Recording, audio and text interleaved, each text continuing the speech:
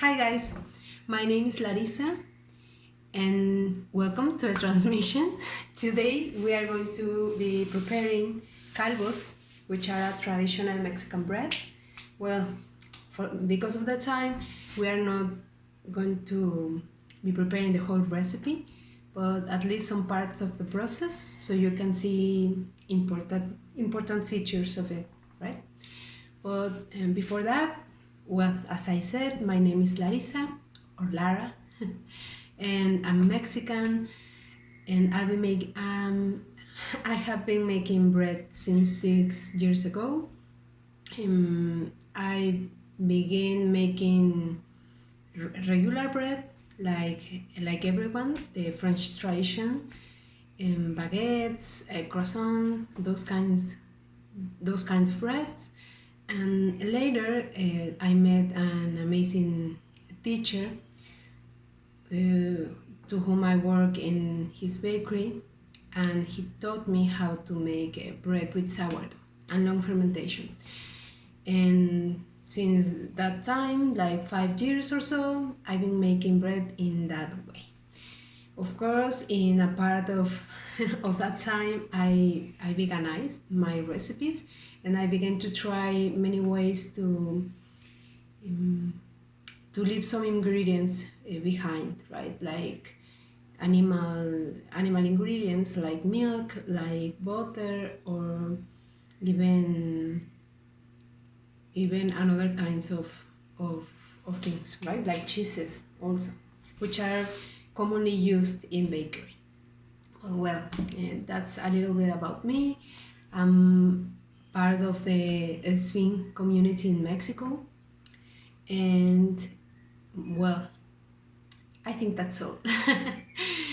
Talking about the recipe we are going to be making today, calvos. Calvos are a traditional bread from the central part of Mexico, because Mexico has a lot of regional cuisines. So bread is also a part of those cuisines, and bread is different in all parts of Mexico. So this bread is typical from the central part of Mexico, Mexico City and surrounding area.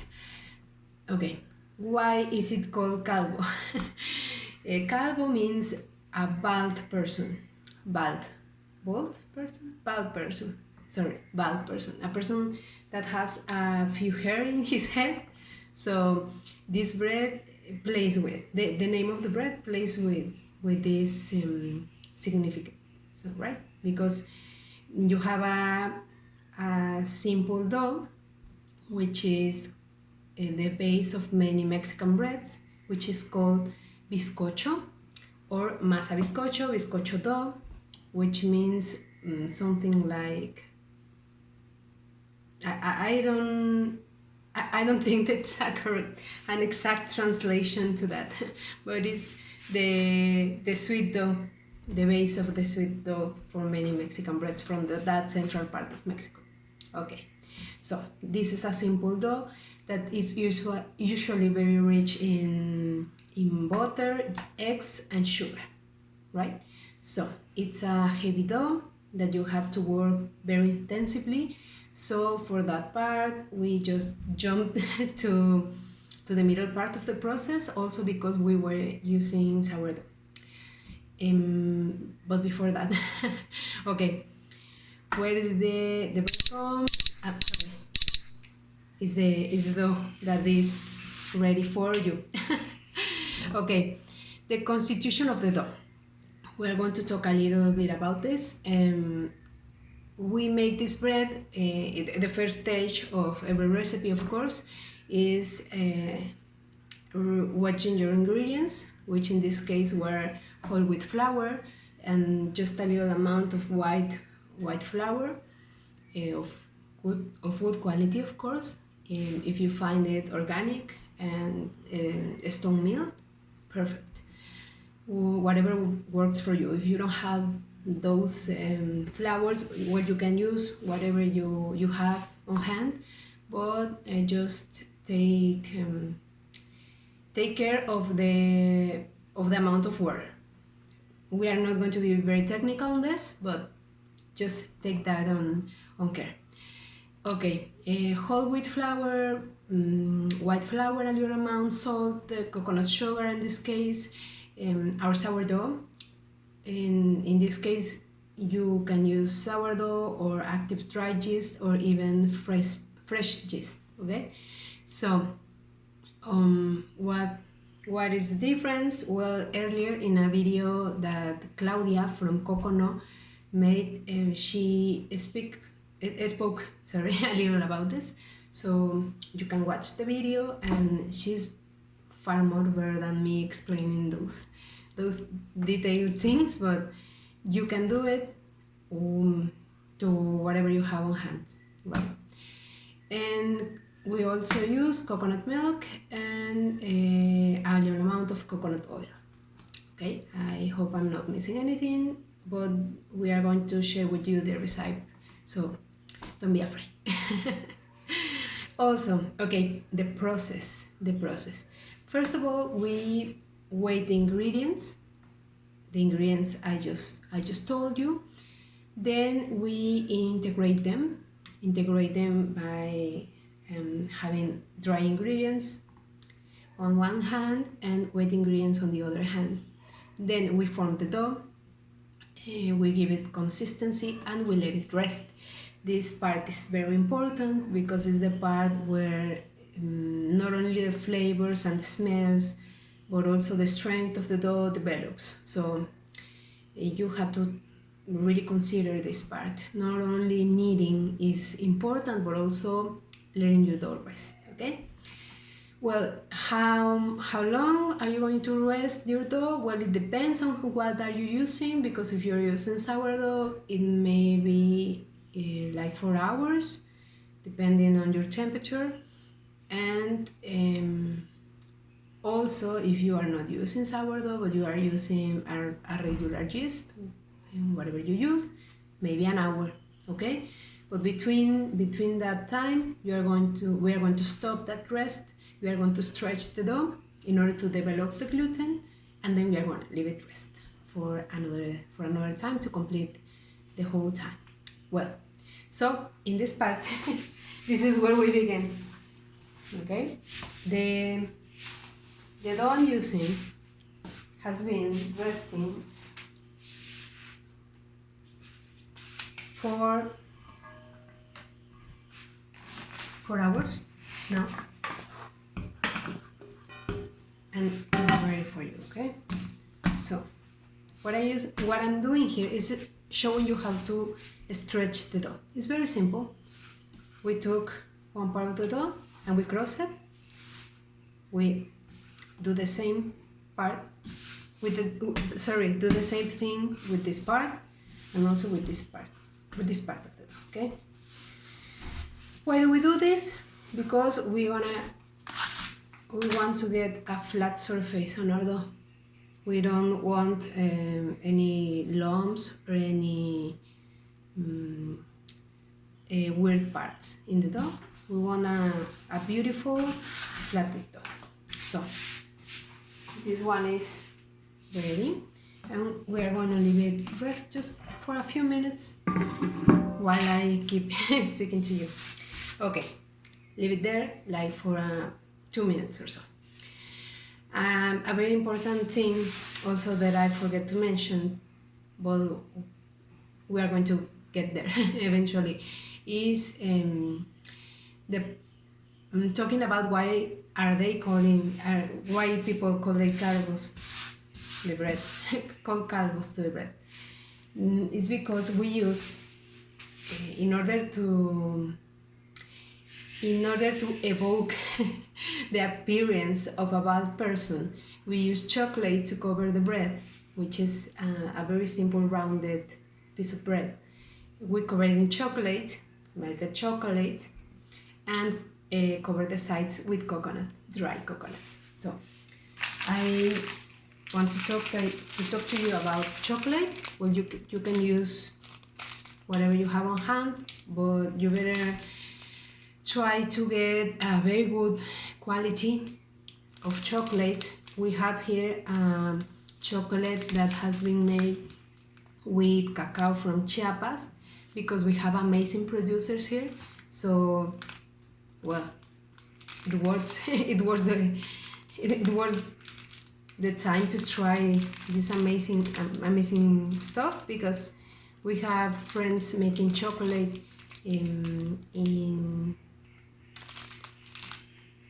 this one is from Mezcalapa, Chiapas. So we have these friends, chocolatiers, that are working with these producers, with this group of producers from Mezcalapa, and they are making an amazing chocolate. So that chocolate is the one that we are going to use today in our calvos.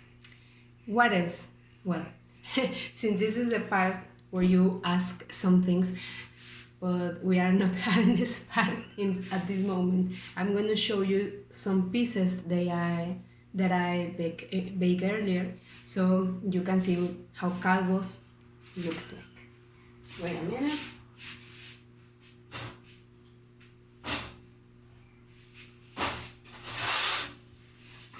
Okay. Here we have a few pieces. Remember, these calvos are made with whole wheat flour, so they are like very rich in texture. Okay, traditional ones are made with white flour, and they are also delicious and very beautiful. This is our creative way to develop a Mexican traditional recipe. Okay, as you can see, is very simple dough. It's a very simple dough. Well, okay, since the time has passed, we have our dough, which is ready for us to portion. The size of the portions, well, you can make it from 70 grams to 80 grams, maybe 80 grams. So whatever works for you. You may try to do this not as big as, I don't know, 100, because that will be such a big calvo. And I believe that a small quantity of bread is better. You also enjoy it more because it's not as big, as it's so much that you can't finish it and you have to let it for later, which is also okay, but it's better when you end the whole bread in one bite, right? Or 2 or 3, but not more. So mine are going to be more or less like 70 grams. I'm going to do this a ojo, and just by seeing. I'm not going to wedge it in the scale. Of course, you need a scale for that. This is just a simple scale. If you don't have one, get one, because it's very important in bakery for you to have exact measurement of things. You can do bread without measuring, but if you are beginning, you better try to follow the amounts of ingredients that are basic to form a bread, like flour, water, salt, or yeast even. Try to, and when you are prepared, when you have more experience, when your hands have developed the ability to recognize what your dough needs, well, you can adventure yourself to do it without a scale. But in the meantime, well, you better try to get a scale. What else, guys? Okay.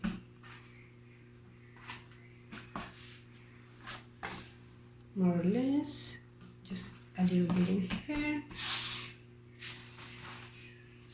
Why am I keep putting flour in the table, because my dough, as I said to you earlier, this is a very rich dough. We have a lot of oil in it, we have a lot of water in it, well, in this case milk, we have a lot of milk, and is very humid, so we want to equilibrate the amount of humidity, but also the sorry, I'm thinking how to say this, our ability to control the dough, because we want to form that flat surface, and if we don't use any dry ingredient to do so, we are going to end with a lumpy surface, which in other cases wouldn't be a problem, but in this case it could be, because we need a flat surface for this bread. So I hope you understand. What am I doing here? Well, I'm forming the dough. Just a simple spherical form, and I'm doing it by making some pressure between those fingers, this and this part of my hand. So this is why you need to keep the surface of the palm of your hand dry. Never do this and put flour onto your dough. You do that in the palm of your hand, so it's always dry, and you can have a good control of the dough. Okay, so what I'm doing here is closing the dough in the middle to form a little closure in the middle. This is very important, and you want to keep this in mind while you are working the dough, because that's going to be the point of reference for you later when you put it on the tray and let it rest for a while. Why? Because if you don't keep this in mind, and if you accommodate, sorry, put the hand in another way, what I want to say, not in the center part of the tray, like this is the tray, this is the bread, this is the center part, you put it like that, you put it like that. When this after the rest, when these grow, you are going to end with a very weird dough that is not going to be flat on the surface. So you want to keep that in mind, and always remember that this part must be at the center part.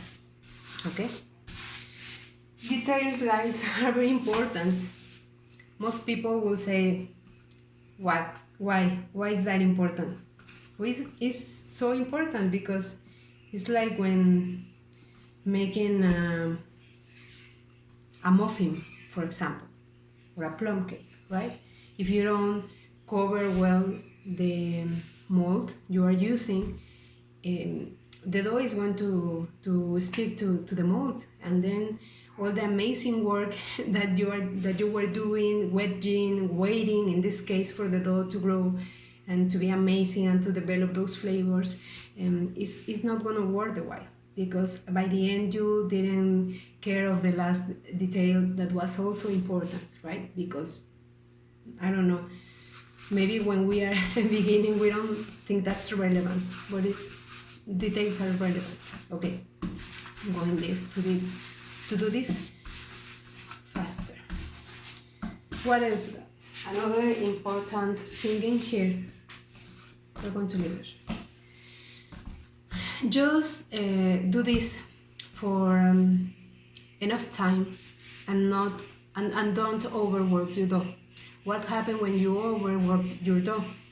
You stress the gluten, and what you want is gluten to develop, not to stress, because nothing goes well when someone is stressed, not even gluten. So I'm going to stress this piece to show you what it looks like and if it is a difference. So I'm talking to you about how bad it is to stress a dough. And I'm pouring flour and I'm doing this and I keep talking and talking and talking, and ta-da! I hope you can see it. My work has stressed dough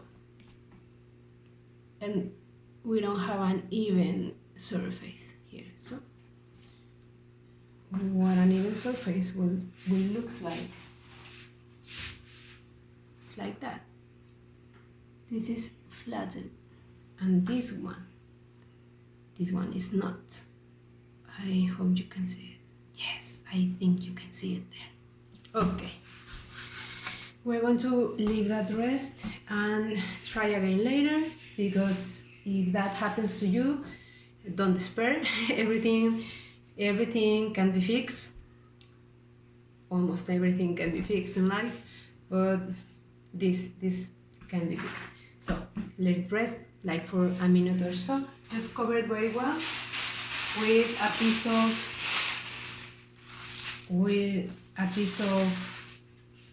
a damp cloth maybe, or even a piece of plastic.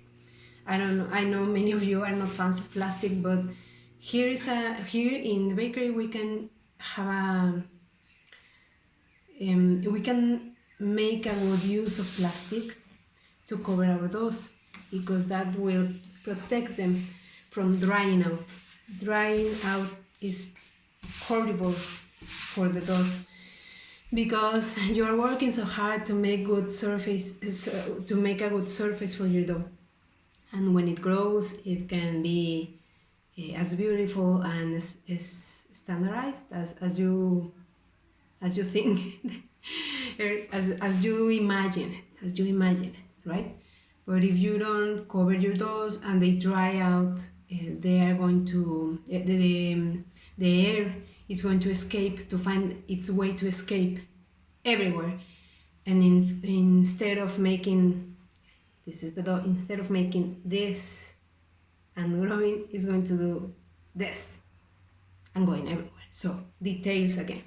Cover very well your dough while they're resting, and well, keep that in mind. What else, guys? Well, later, after this small rest, we are going to put them on a tray and let it rest for at least 1 hour and a half. This may vary because of the temperature you have at home. So if you have a high temperature, like higher than 28 degrees, that may be a good reference of time, 1 hour and a half or so. If you have lower temperatures than 27 degrees, it may be more, so maybe a 2 or even 3 hours. Also, it depends if you are using sourdough. If you are using sourdough, well, you know, maybe it may be took from 3 hours to 5 hours. It will depend, but I know more. It's easy. More a warmer temperature, less time to your dough to grow, and a lower temperature into a colder temperature. You are going to need a little extra time, so you just have to experiment with that. And don't be afraid, because you are going to learn much more on getting things messy and wrong than by doing things successfully by the first time. So Don't be afraid to make a mistake. It's the better way to learn something. It's really the better way to learn something. Well, what else, guys? Okay, this I'm gonna take my portions of dough. I'm gonna put them in a tray. You can use non-stick paper. I think that's right how they call them. And we're going to put them in here in our tray. Remember that part goes right in there. And remember this little one, the one that was so stressed. Well, it's well now. Just a little time for it to rest. So this is the last part, and well, you forget about them for at least one hour and a half. We're going to clean in here, and we are going to assemble some calvos for you to see the decoration part.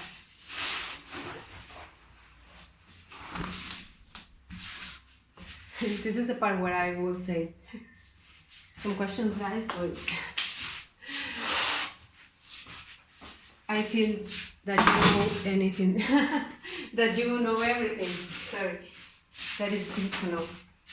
What we have here? Here we have melted chocolate, ta-da! The one from Mezcalapa, Chiapas.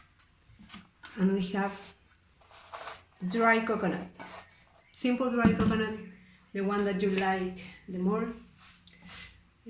Go for a good one, a tasty one. Okay. What are we going to do now? We are going to dip this piece of dough into the melted chocolate, and we are going to put some coconut on the sides, okay? And well, okay. I believe that's, well, I have to mention something before we do this. Those pieces of dough are going to rest for a long time, and then they are going to go to the oven at 160 degrees Celsius, more or less. And well, you have to preheat your oven like 10-15 minutes earlier, depending on the capacity of your oven. Maybe if your oven takes longer than that, well, you know your oven, so just preheat it until you have the right temperature, 160, and you have to bake them for 15 to 20 minutes. That will depend on your oven. So you know your oven better, you know the time that it's going to take. You're maybe thinking, that's so relative. Why we don't have standardized times in bakery, right?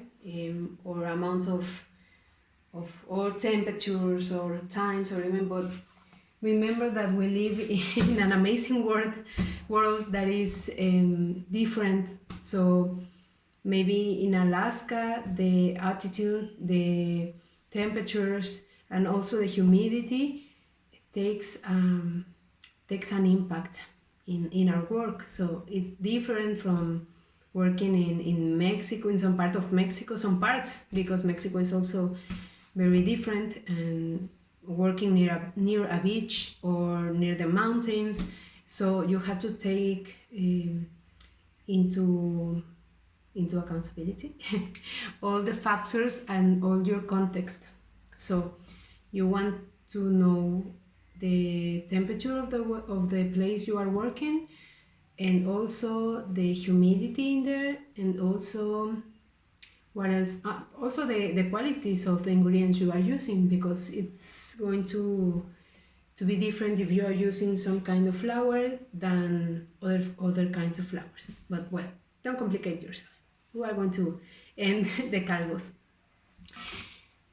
We are going to dip them in this melted chocolate. It's amazingly rich, guys.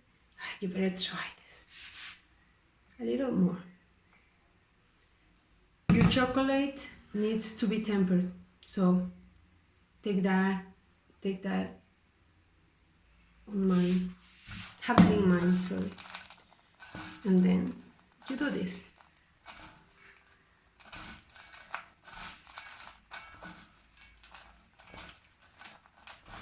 It's beautiful. This is one of the funniest breads in Mexican breads, sweet Mexican breads. Ta-da! You have a bold person in a bread. Another one. I know you want to do another one, so we'll do another one for you. Ta-da! It's amazing how we have this wheat in Mexico, and we name things in very funny ways, right? Like, why do we call calvo bread? We have discussed this with a few baker friends, and we get to the conclusion that it's also a part of this distinction that some bakeries made from other bakeries, right? Because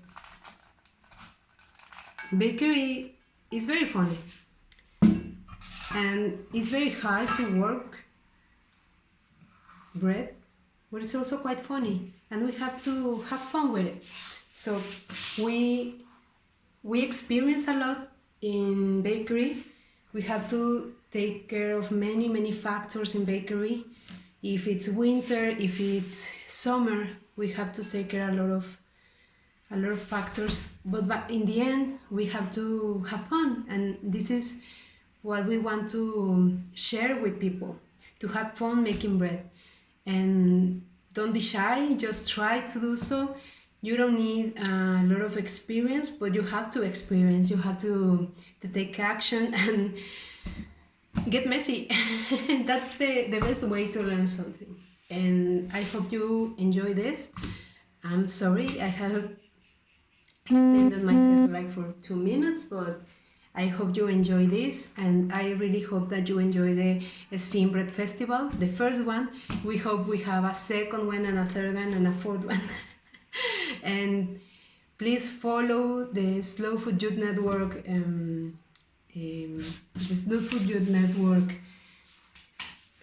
redes sociales. Sorry. And please follow them on Instagram and on Facebook. And happy to share this with you guys, and see you later.